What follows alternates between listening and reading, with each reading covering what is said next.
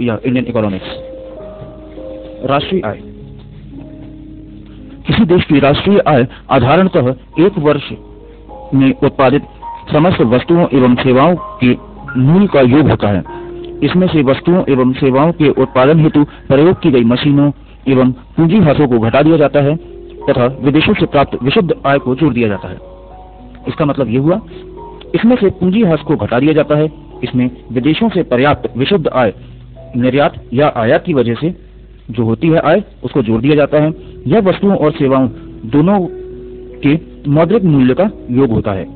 राष्ट्रीय आय किसी देश की एक वर्ष या सुनिश्चित समय अवधि की आय होती है। स्वतंत्रता से पहले ब्रिटिश शासन ने भारत को कच्चा माल उत्पादक क्षेत्र तथा अपना तैयार माल का बाजार बनाने के लिए इस्तेमाल किया था। आर्थिक विकास दर जो प्रभावित होती है उसका मूल कारण जनसंख्या का आकार होता है। भारतीय अर्थव्यवस्था मिश्रित अर्थव्यवस्था कहलाती है। स्वतंत्रता प्राप्ति से पूर्व भारत की अर्थव्यवस्था को अविकसित अर्थव्यवस्था की श्रेणी में रखा जाता था। भारतीय अर्थव्यवस्था एक मिश्रित अर्थव्यवस्था है क्योंकि निजी क्षेत्र व सार्वजनिक क्षेत्र दोनों के साथ साथ अस्तित्व है। किसी राष्ट्र के आर्थिक विकास की वास्तविक माप प्रति व्यक्ति आय होती है। भारत के आर्थिक विकास की सबसे प्रमुख विशेषता ग्रामीण विकास है। सबसे पहले भारत में गरीबी के लिए ब्रिटिश राज्य को उत्तरदायी बताने वाले दादा भाई नारोजी थे। भारतीय अर्थव्यवस्था को आधुनिक विकास की भाषा के विकासशील श्रेणी में रखा जाता है। भारतीय अर्थव्यवस्था को आधुनिक विकास की भाषा में विकासशील अर्थव्यवस्था की श्रेणी में रखा जाता है। कौन सी विशेषता भारत को अर्थविकसित अर्थव्यवस्था की श्रेणी पर रखती है? वो है उपभोग वस्तुओं पर अधिकांश व्यय। उपभोग वस्तुओं पर अधिकांश व्यय भारत को अर्धविकसित अर्थव्यवस्था की श्रेणी में रखती है।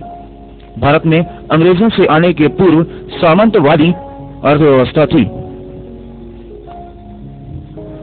सन 1717 ईस्वी में मुगल सम्राट ने एक शाही फरमान जारी किया था जिसके द्वारा कंपनी को मुक्त आंतरिक व्यापार करने की छूट दी गई थी। सकल घरेलू उत्पाद। सकल घरेलू उत्पाद से हमारा आशय एक देश के घरेलू सीमा में एक वर्ष में उत्पादित सभी वस्तुओं और सेवाओं के मौद्रिक मूल्य से है।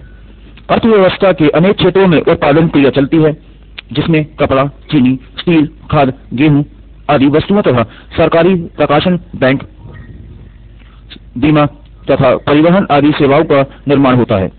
इन समस्त वस्तुओं और सेवाओं के बाजार मूल्य को सकल घरेलू उत्पाद कहते हैं। जीडीपी तथा जीएनपी दोनों की लगभग समान अवधारणा ही है। दोनों में महत्वपूर्ण अंतर केवल यह है कि जीएनपी में विदेशों में रहने वाले देश के निवासियों द्वारा भेजी गई आय सम्मिलित होती है तथा ऐसी आय दो देशों के भीतर जनित होती है। शुद्ध घरेलू उत्पाद, नेट डोमेस्टिक प्रोडक्ट। उत्पादन के दौरान पूंजीगत वस्तुओं जिस प्रकार मशीनों, उपकरणों, औजारों, ट्रैक्टरों, फैक्ट्री की इमारतों आदि का ह्रास होता है, एक समय अवधि के बाद इन पूंजीगत वस्तुओं का प्रतिस्थापना आवश्यक हो जाता है। इसलिए कुल उत्पादन में से एक हिस्सा ह्रास व्यय के लिए अलग रखा जाता है। इस प्रकार सकल घरेलू उत्पाद में से ह्रास को घटा दिया जाता है तो वो शुद्ध घरेलू उत्पाद या नेट डोमेस्टिक प्रोडक्ट बन जाता है। सकल राष्ट्रीय उत्पाद या ग्रॉस नेशनल प्रोडक्ट। सकल राष्ट्रीय उत्पाद से हमारा अभिप्राय अर्थव्यवस्था में एक निश्चित वर्ष में उत्पादित अंतिम वस्तुओं और सेवाओं का कुल मूल्य से होता है। इसमें विदेशों से प्राप्त आय भी शामिल की जाती है। अतः सकल राष्ट्रीय उत्पाद को सकल घरेलू उत्पाद तथा विदेशों से प्राप्त शुद्ध साधन आय के जोड़ के रूप में परिभाषित किया गया है। सकल राष्ट्रीय उत्पाद सिर्फ वहां पे लागू होता है जहां पे इंडिया की सिटीजनशिप है और वह किसी और देश में जाके काम कर रहा है। यहाँ भी नागरिकता मायने रखती है। अब हम आते हैं राष्ट्रीय आय पर। अभिजीत सेन को वस्तुओं की थोक कीमत सूचकांक श्रेणी को संशोधित करने हेतु कार्यवाही समूह का अध्यक्ष बनाया गया था। राष्ट्रीय आय से आशय एक राष्ट्र के नागरिकों की एक वर्ष की शुद्ध आय का योग होता है। इस दशक के प्रारंभ में भारत के सकल घरेलू बचत में पारिवारिक क्षेत्र का 84% योगदान रहा है। भारत में घरेलू पूंजी निर्माण का आकलन करते समय पारिवारिक क्षेत्र, निगम क्षेत्र और तृतीयक क्षेत्र में अर्थव्यवस्था को निम्न 3 क्षेत्रों में बांटा जाता है। वो क्षेत्र है पारिवारिक क्षेत्र, निगम क्षेत्र और तृतीयक क्षेत्र। भारत में घरेलू बचत की दर निवेश की दर से कम रही है। अनिवासी भारतीयों की जमाओं को भारत में कुल बाह्य ऋण का 8% हिस्सा है। भारत में स्थिर मूल्यों पर सकल घरेलू उत्पाद के आंकलन के लिए 2004 और 2005 को आधार वर्ष माना जाता है। वर्तमान में भारत के स्थिर मूल्यों के सकल घरेलू उत्पाद या जीडीपी के आकलन के लिए सन 2004 और 2005 को आधार वर्ष माना जाता है। घरेलू बचतों में सार्वजनिक क्षेत्रों का योगदान होता है। राष्ट्रीय आय लेखांकन संबंधी प्रयासों के लिए सन 1971 में साइमन कुज़नेट्स को नोबेल पुरस्कार से सम्मानित किया गया था। सर्वप्रथम मार्शल एक ऐसे अर्थशास्त्री थे जिन्होंने राष्ट्रीय आय व राष्ट्रीय लाभांश को एक ही माना था। बाजार भावों पर राष्ट्रीय आय में राज्य सहायता की आय को शामिल नहीं किया जाता है।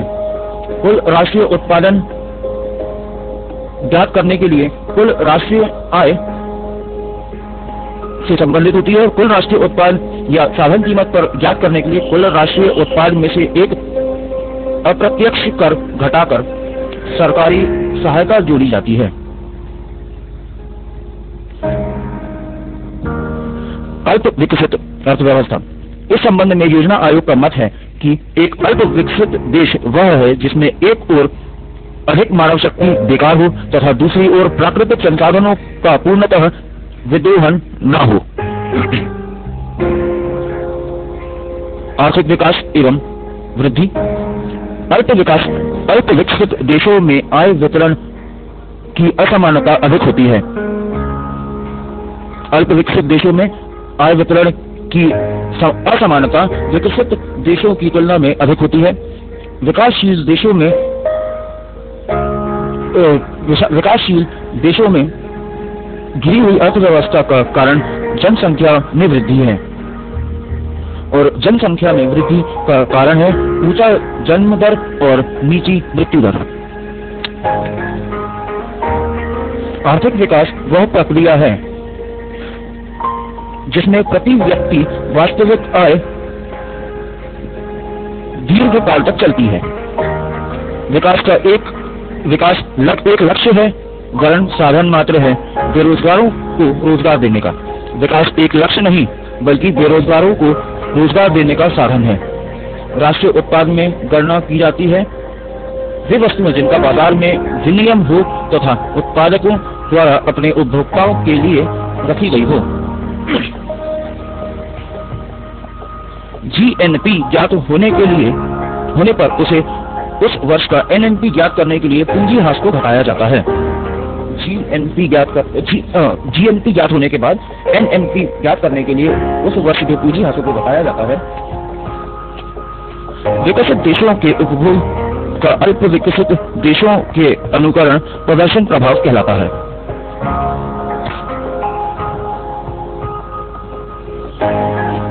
वस्तुओं एवं सेवाओं की पूर्ति के क्षेत्र से राष्ट्रीय आय की वास्तविक वृद्धि के घटक प्रभावित होते हैं। The theory of economic growth नामक पुस्तक डब्ल्यू लुईस ने लिखी थी। अल्प विकसित देशों में प्राथमिक क्षेत्रों में आय का अधिक असमानताएं पाई जाती हैं। अल्प विकसित देशों में प्राथमिक क्षेत्र में आय की अधिक असमानताएं पाई जाती हैं। लुईस ने पूंजी निर्माण का निर्धारण बैंक पूंजी, बचत तथा उपभोक्ता की आय को माना है। निवेश में वृद्धि से आय दर बढ़ती है। आर्थिक विकास में विकास के साथ कीमत स्थिरता, पूर्ण रोजगार, समान आय वितरण शामिल रहता है। आर्थिक विकास के लिए दीर्घकाल में होने वाली वृद्धि अनिवार्य होती है। जब आर्थिक विकास की दर शून्य हो जाती है तो इसका मतलब होता है राष्ट्रीय आय में वृद्धि नहीं हो रही है। आर्थिक विकास को मापने के लिए जो निम्न चीजों का आर्थिक विकास को मापने के लिए निम्न चीजें उपयोगी होती हैं। वो होती है राष्ट्रीय आय, प्रति व्यक्ति आय और आर्थिक कल्याण। गरीब देशों में आर्थिक वृद्धि की पूर्ति शर्त पूर्ण रूप से पूंजी निर्माण से संबंधित होती है। गरीब देशों में आर्थिक वृद्धि की पूर्व शर्त पूर्ण रूप से पूंजी निर्माण पर संबंधित होती है। बिना प्रयास स्वाभाविक रूप से चलने वाली प्रक्रिया को आर्थिक समृद्धि कहते हैं। बिना प्रयास स्वाभाविक रूप से चलने वाली प्रक्रिया को आर्थिक समृद्धि कहते हैं। पूंजी निर्माण का आशय राष्ट्रीय आय में उच्च दर की वृद्धि है। आर्थिक विकास के साथ कृषि क्षेत्र का हिस्सा श्रम शक्ति तथा राष्ट्रीय आय दोनों को प्रभावित करता है। आर्थिक विकास के साथ कृषि क्षेत्र का हिस्सा श्रम शक्ति तथा राष्ट्रीय आय दोनों को गिराने का काम करता है। वह सामाजिक कारक जिससे आर्थिक विकास अवरुद्ध होता है वो होता है धार्मिक कट्टरवाद तथा रूढ़िवादिता। विकास घरेलू बचत के बगैर असंभव है। एडमंड स्मिथ ने आर्थिक विकास के लिए उत्पादन में वृद्धि को सूचक माना था। आर्थिक विकास एक ऐसी प्रक्रिया है जिसमें आय का वितरण समान होता है। राष्ट्रीय आय में वृद्धि की दर जनसंख्या वृद्धि की दर से अधिक होनी चाहिए। राष्ट्रीय आय में वृद्धि की दर जनसंख्या वृद्धि की दर से अधिक होनी चाहिए अगर वास्तविक आय में वृद्धि चाहिए है तो। द्वितीय उद्योग में तेल, चीनी एवं सूती मिलें आती हैं। तृतीय उद्योग में मशीनें जिनसे बी श्रेणी की मिलें लगाई जाती हैं वह तृतीय उद्योग में आती हैं। परंपरागत समाज की अधिकांश जनसंख्या प्राथमिक उद्योगों में लगी रहती है। विकास एक लक्ष्य है। विकास एक लक्ष्य नहीं बल्कि बेरोजगारों को रोजगार देने का एक साधन भी है। अर्थव्यवस्था में जितना लाभ अधिक हो पूंजी संचय तथा निवेश उतना ही अधिक होते जाता है। आर्थिक वृद्धि का झुकाव अधिक होता है स्थिरता की ओर। जब वास्तविक राष्ट्रीय आय में निरंतर वृद्धि हो जाती है तो इसका मतलब होता है कि देश की आर्थिक विकास हो रहा है। यदि वास्तविक आय में निरंतर कमी होती है तो इसका मतलब होता है कि आर्थिक विकास की दर शून्य है। आर्थिक विकास में विनियोग दर बढ़ती है प्रोत्साहित पूंजी निर्माण से। वर्तमान समय में विकासशील देशों के आर्थिक विकास में कृषि से गैर कृषि उत्पादन महत्वपूर्ण भूमिका निभा रहे हैं। भारतीय अर्थव्यवस्था को विकासशील अर्थव्यवस्था में रखा गया है। अधिक जनसंख्या वाले कृषि प्रधान देशों में व्याप्त अदृश्य बेरोजगारी पाई जाती है। पिछली अर्थव्यवस्थाओं की विशेषताओं का अध्ययन करने से जनसंख्या वृद्धि में तीव्रता आती है।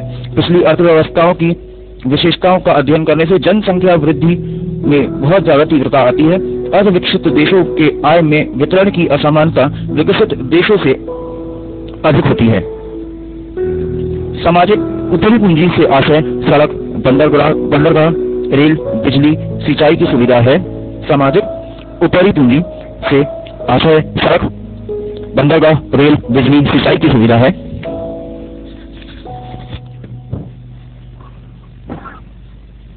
अर्धविकसित देशों के लिए निर्धन राष्ट्र शब्द का प्रयोग करने वाले पहले अर्थशास्त्री मेयर एंड वॉल्विन थे। प्रोफेसर सिंगर ने कहा था कि एक अल्प विकसित देश अफ्रीका में पाए जाने वाले जिराफ की भांति है जिसका वर्णन कठिन है। अल्प विकसित अर्थव्यवस्था में निर्यात तथा आयात के संदर्भ में कच्चे माल का निर्यात होता है। गरीबी के दुष्चक्र का संबंध पूंजी की कमी और उत्पादक में कमी और निम्न विनियोग से होता है। आर्थिक एवं गैर आर्थिक दोनों तत्व आर्थिक विकास को प्रभावित करते हैं।